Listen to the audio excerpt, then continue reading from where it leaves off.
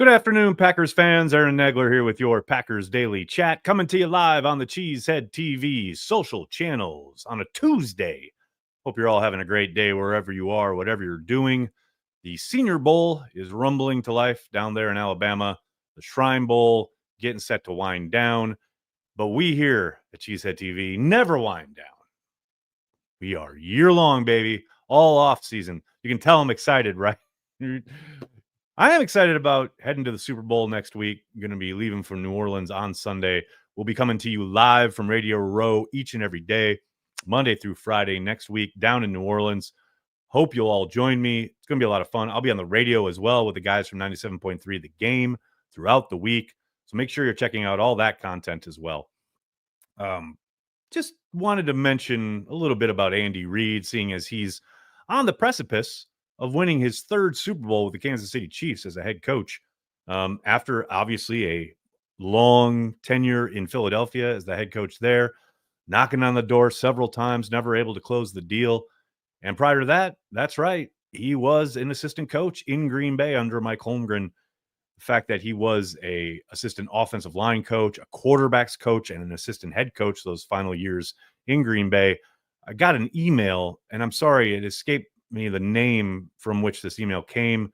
Also, people don't expect to have their name shouted out when they email us, so I don't want to kind of put the name out there. But someone had a very good question in the inbox earlier this week regarding Andy Reid about whether or not he was given any consideration by Ron Wolf when Wolf hired Ray Rhodes. And I don't remember ever seeing any reporting around that. I do remember Wolf confirming and then later talking about it pretty extensively as far as one of the regrets he had when he made the move to hire Rhodes. Not that, clearly Rhodes had been a head coach and had experience leading a team. In fact, was coach of the year in Philadelphia, taking that team to the playoffs after coming on board and turning around what had been a pretty bad program. And when it was very clear that Holmgren was going to make the move and he wanted to be able to, get Rhodes in there, he said he had a pretty narrow vision. And I do know when it comes to Reid, obviously he had a lot of promise. Holmgren loved him. Holmgren denied him permission to go essentially take the offensive coordinator job with Mariucci when Mariucci was hired to be the San Francisco 49ers head coach. But I don't recall ever hearing or seeing any reporting around Reid being given any serious consideration as a head coach in Green Bay. And that's, I don't think a huge kind of miss on Ron's part. Who knows what Reid does in Green Bay as opposed to maybe eventually Philadelphia, et cetera. Different circumstances, different quarterbacks. Who knows how that lays out, right? I do think the Reid journey is fascinating, especially considering how long he was in Philadelphia. He's there a good decade and change, right? 5 NFC championships, I believe, a Super Bowl loss, could never really finally get over that final hump, so to speak, goes to Kansas City, and we all know what has happened there with Mahomes. But even before Mahomes is his starting quarterback, he's taken him to the playoffs with Alex Smith, right? Clearly a very good coach. But for a very long time, especially during his tenure in Philadelphia, he was killed by his local press, by the national media for his game management, his use of timeouts, the way he handled timeouts, his game flow and things like that, it took some time for him to find his footing there. And of course, I look at that through the lens of the current kind of discourse around Matt LaFleur. I know there are people in this chat who make themselves heard quite often that, Matt, they need to move on and all that stuff. And I've made my thoughts on that very clear.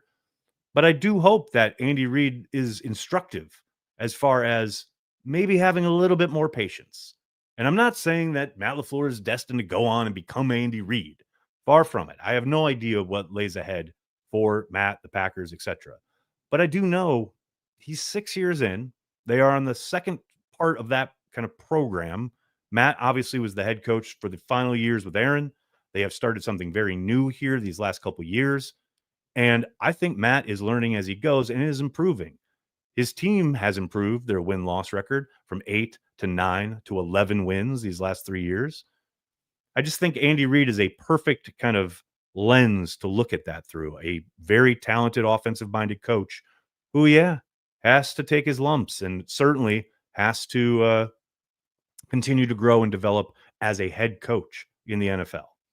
I'm not saying it requires infinite patience. I'm not saying he's, you know, above reproach or shouldn't be criticized. God knows that is all fair game. I just hope while we're watching Andy Reid chase history a week from Sunday, we remember that he was once, vilified at times by the press, the media, hell, his own fan base in Philadelphia.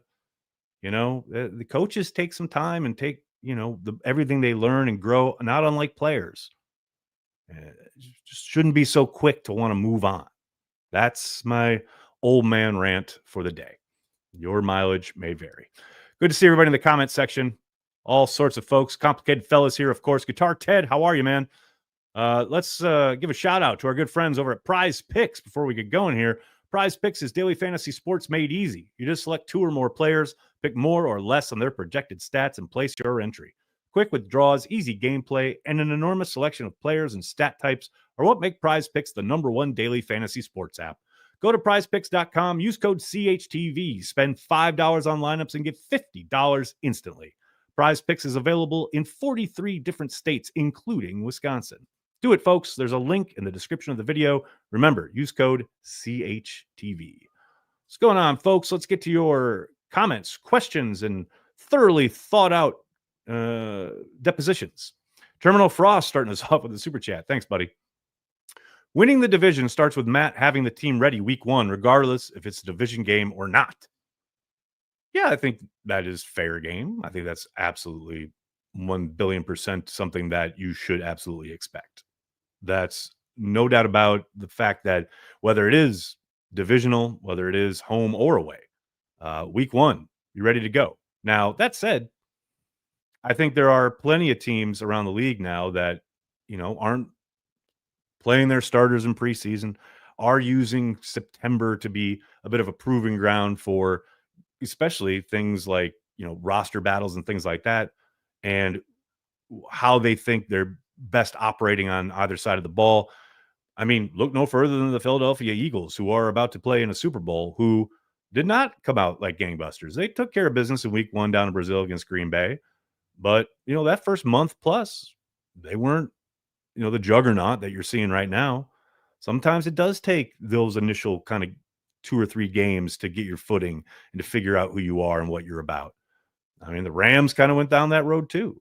Now, of course, that somewhat was injury driven because of the wide receiver injuries. But yeah, obviously you want come firing out the gate. There's no excuse to not be ready. I'm not saying that. But the way the league is constructed now, would you rather have them ready for week 1 and ready to go regardless of blah, blah, blah, and then flame out there at the end?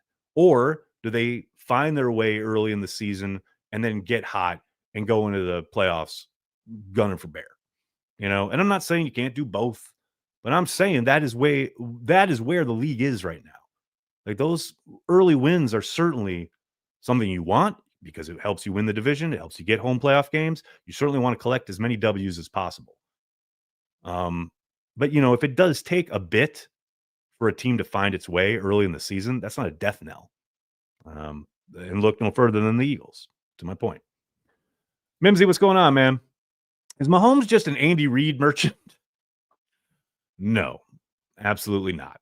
And I know there are people who will probably try to discredit what Reid has done because of Mahomes. But no, I think they're a perfect pairing. And I think his ability certainly allows Andy Reid to utilize a whole lot of different things on offense that with other quarterbacks he might not be able to. Whether that is in the passing game, whether that is using his athletic ability, use his legs, etc., which you certainly saw in the AFC Championship game come to fruition. But no, Mahomes is not. And I'm pretty sure you're joking, but just in case you aren't, no. Grant B, how are you, man?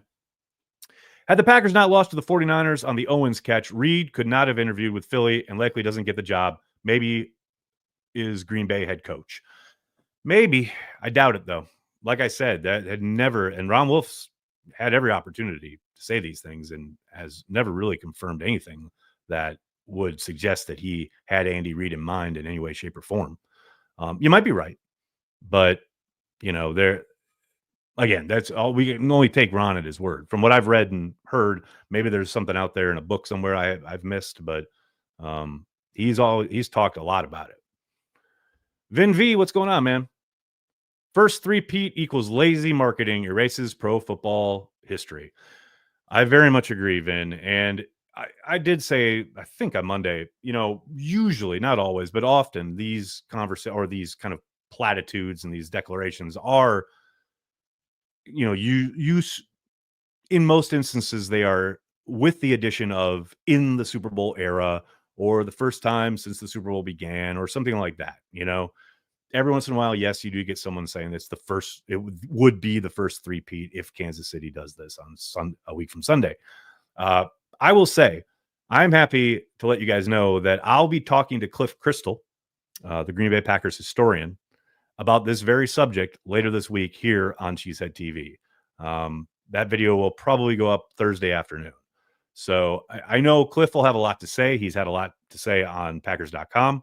He's written extensively about it both this week already and in the past throughout this season, talking about the challenges that the first two teams that the Packers had that three-peated, the challenges they faced compared to the challenges that this Kansas City team has faced. Can't wait to talk to Cliff about it because, like I said, I know he's got a lot to say. Ooh, Joe, that's a great question, man. Does Jason Kelsey cheer for his team or his family? That is a great. I gotta suspect he's cheering for his brother, but there's no way he doesn't, come out of that game happy and sad, no matter what happens. Jocelyn, how are you? Personnel and coaching staff dynamics fascinate me with the draft, especially at the Senior Bowl. Does Goot ask coaches to pay more attention to certain guys? Well, I don't think he talks to. I don't think the Packers coaching staff, on the whole, is going to be doing a ton when it comes to the draft process.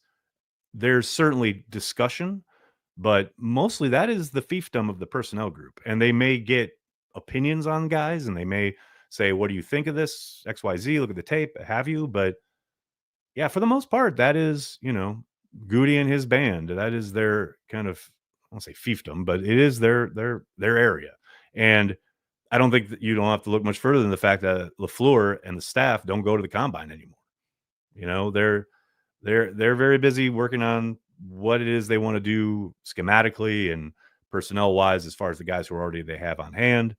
But yeah, that's something I do want to kind of ask both of them about maybe later this offseason because it's always fascinating to me. You talk about the dynamics. It does feel like a bit of a push and pull at times when it comes to what the personnel staff maybe sees in a guy that doesn't seem to really connect with how the coaching staff is using him. We've certainly seen that play out a few times throughout the history of the Green Bay Packers. Ed, how are you, man? Don't hate either Super Bowl team. Just want the Packers to hold on to that 3 NFL championships thing. Plus, the AFL is evil, but everyone knows that. All right. All right. Yeah, look, I don't have any problems. If the Chiefs win 3 Super Bowls in a row, phenomenal. Welcome to the family. That I got no problem with the Chiefs winning another Super Bowl, becoming the first Super Bowl, era team to win 3 in a row. I got no issue with that. But Packers still have one up on them. That's all I'm saying. It's pretty easy. Joey, how are you, man?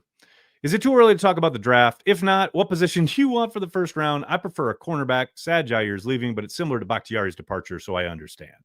Joey, it's never too early to talk about the draft. Hell, I got a whole podcast going on about the draft. If you haven't checked it out yet, make sure you do. The Draft Industrial Complex, available here on the YouTube channel. Went up. The newest episode went up yesterday. Also available on Spotify, Apple, wherever you're getting your podcasts. Make sure you check it out, the Draft Industrial Complex. As far as what position do you want in the first round? You're talking me, Aaron Nagler, as a fan, just sitting here in my place, just drinking a beer and talking to you guys? I probably want a defensive tackle, but that's just me. I want to own the line of scrimmage. I want to absolutely destroy teams up front. Every year, the Packers seem to have their season end because they meet a team that controls the line of scrimmage better than they do. And then every offseason, and I'm not saying this is just you, Joey, but every offseason, everyone's like, we need fast, athletic guys on the perimeter. Like, no, I want to control the trench. I want to stop people on offense. I want to destroy the quarterback. And on the flip side, on offense, I want my quarterback to be upright and be able to survey the field, make the throws necessary, and not have instant pressure in his face. Control the trenches. I will always want big guys, almost always. Now, that doesn't mean there won't be a guy available, maybe at corner, maybe even wide receiver, which, the earth would melt if that happened. Maybe one of those areas falls into the lap and there's a player that's too good to pass up and they do so, right? And they pull the trigger. My money, I want to control the line of scrimmage. So I'm almost always going to say the big guys. That's where I want to live early and often in the draft. Isaiah, you got it. Games are won in the trenches. 100%. Why do you think they lost to the Eagles? The Eagles absolutely owned them on the line of scrimmage on both sides of the ball. That was the ball game. Like, you can talk about Jordan Love being inaccurate at times or whatever they did as far as fumbles and injuries and what have you. But you take all of that out of the equation, they just controlled the line of scrimmage from the jump. Packers couldn't run the ball to save their life, couldn't get them out of that too high shell because of it. And that was the ball game on offense. And on defense, they played well enough to win. But you saw towards the end how that kind of wore down and they started getting a little bigger chunks here and there. Like, you got to control the line of scrimmage. Absolutely have to do it. Oh, Brian, that's an excellent question. Is Jordan Morgan ascending? What's up with him? Speaking of trenches, well, we know he dealt with that shoulder injury pretty much all year, right? It happened early in camp, got shut down, came back, kind of re-aggravated it, and then got re-shut down. Hopefully, should have a clean bill of health when they reconvene for the offseason program. Hopefully, he's able to hit the ground running when training camp begins. And I suspect he's going to be in the mix to be a starter somewhere along the line. Now, where is that? At guard, at one of the tackle spots, maybe even left tackle. I think that's a possibility.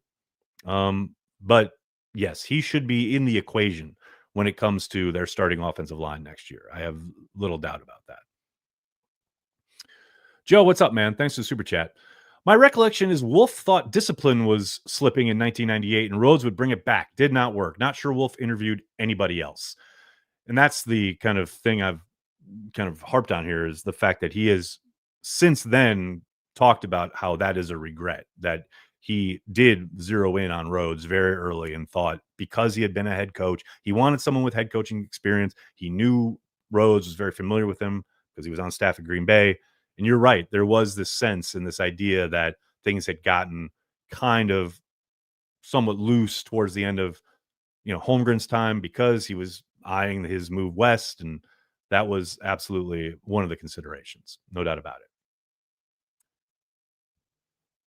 Puma, what's up, man? I can't wait to see what Lloyd can do next season. I'm with you. And that goes for a lot of the kind of injured dudes along this past draft class, right? Certainly with Lloyd, who barely got out there this year, Morgan, who couldn't stay out there, and then even somebody like Edgerrin Cooper, who missed such a good kind of long swath of time, right, due to injury, as well as Evan Williams. Like, if we can get a full year out of these guys, I'm excited about all of them. No doubt about it.